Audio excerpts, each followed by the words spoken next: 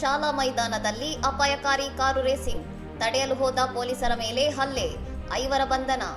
ಕಾಸರಗೋಡಿನ ಪಲ್ಲಿಕ್ಕರ ಸರ್ಕಾರಿ higher secondary ಶಾಲಾ ಮೈದಾನದಲ್ಲಿ ಆಪರೇಷನ್ ತೂಫಾನ್ ಹೆಸರಿನಲ್ಲಿ ಅಪಾಯಕಾರಿ ಕಾರು ರೇಸಿಂಗ್ ನಡೆಸುತ್ತಿದ್ದ ಗುಂಪಿನ ವಿರುದ್ಧ ಬೇಕಲ ಪೊಲೀಸರು ಪ್ರಕರಣ ದಾಖಲಿಸಿದ್ದಾರೆ.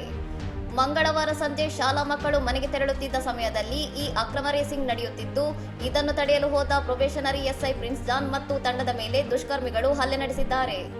ಕಾರು ನಿಲ್ಲಿಸುವಂತೆ ಸೂಚಿಸಿದಾಗ ಚಾಲಕ ಹಾಗೂ ಇತರರು ಎಸ್ಐ ಮೇಲೆ ಅಶ್ಲೀಲವಾಗಿ ವರ್ತಿಸಿ ಕಾಲರ್ ಹಿಡಿದು ತಳ್ಳಿದ್ದಲ್ಲದೆ ಕೀಲಿ ಕೈಯಿಂದ ಇರಿದು ನೆಲಕ್ಕೆ ಕೆಡವಿ ಹಲ್ಲೆ ನಡೆಸಿದ್ದಾರೆ.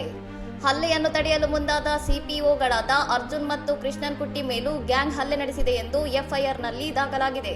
ಘಟನಾ ಸ್ಥಳದಿಂದ 6 ಕಾರುಗಳನ್ನು ವಶಪಡಿಸಿಕೊಳ್ಳಲಾಗಿದ್ದು, ಪಿ ಅಬ್ದುಲ್ ಖಾದರ್, ಮೊಹಮ್ಮದ್ ಶಿಜಾಸ್, ಇಸ್ತಿಯಾಕ್ ಮಹಮೂದ್, ಮೊಹಮ್ಮದ್ ಕೈಸ್ ಮತ್ತು ಸಿವಿ ತಸ್ಲಿಂ ಎಂಬುವವರನ್ನು ಬಂಧಿಸಲಾಗಿದೆ. ಹಲ್ಲೆಗೊಳಗಾದ ಎಸ್ಐ ಪ್ರಿನ್ಸ್ ಜಾನ್ ಅವರು ಆಸ್ಪತ್ರೆಯಲ್ಲಿ ಚಿಕಿತ್ಸೆ ಪಡೆಯುತ್ತಿದ್ದಾರೆ.